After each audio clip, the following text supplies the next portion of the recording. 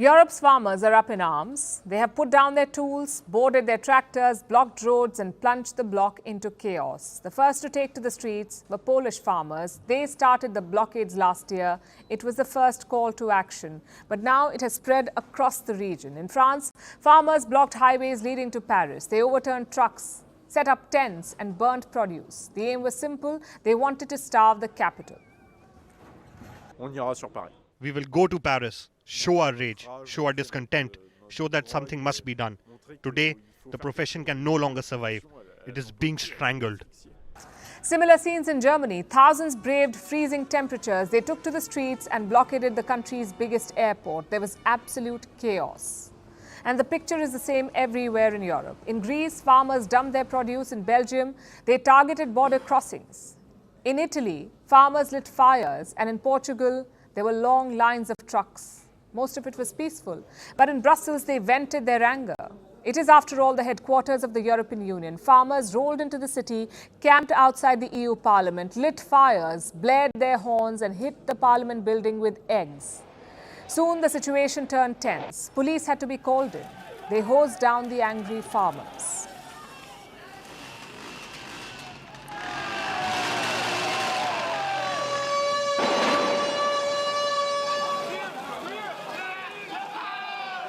The import in Belgium and Europe is from outside. The rules outside of Europe are too easy. It's too difficult for us to farm normally on a daily basis. It's too difficult for us. We ask easier rules. Farming makes up just 1.4% of the EU's GDP, yet the blockades are a serious nuisance. They've cut supplies to countries. Fresh produce is hard to come by and prices have been rising. You see, angry farmers are never good news, and when coupled with inflation, they spell disaster. Which brings us to three main questions. Why are Europe's farmers protesting? What are governments doing about it? And will these measures be enough? First of all, why the protest? Farmers across the EU have a lot of grievances, a lot of complaints. There's rising debts, cheap imports, price pressures, climate change, and the EU's heavy regulations. Farmers must abide by strict laws which do not apply outside the European Union. These laws make farming in Europe more expensive, so their produce costs more. But in the market, they must compete with cheap imports. Obviously, they lose out.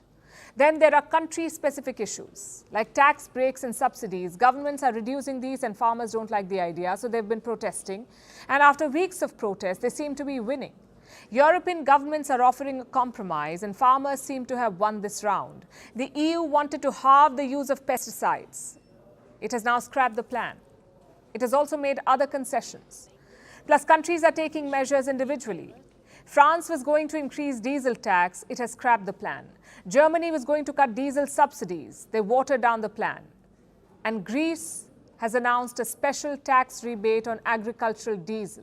So concessions are being granted. But will it be enough? Farmers say they need more.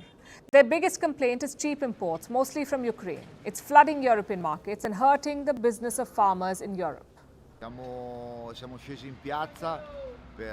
We took to the streets to protest against Europe and the new laws it is making. Agriculture has already been on its knees for a long time, and we took to the streets because we have reached the end of our rope. We are demanding a better tomorrow with lower production costs, lower fuel prices, lower electricity prices, and a fair distribution of subsidies. Now, while this story is about Europe, let me digress a bit. Because for our viewers in India, the scenes may look familiar. India went through something similar. Farmers took to the streets in 2020, protesting against new farm laws. The West was quick to lecture. They slammed the Indian government and its handling of the situation. Countries like Canada also tried to stoke the fire. The protests continued for months. Finally, the government gave in. It made concessions. Now, Europe is witnessing the same, and headlines like these have emerged. Police moved to end Dutch farmer protests. Whatever happened to their freedom of expression? The point here is simple. Protests are a part and parcel of democracy, but they cannot be allowed to cross a line and hurt public order. When they do, law enforcement agencies have to act in India and in Europe.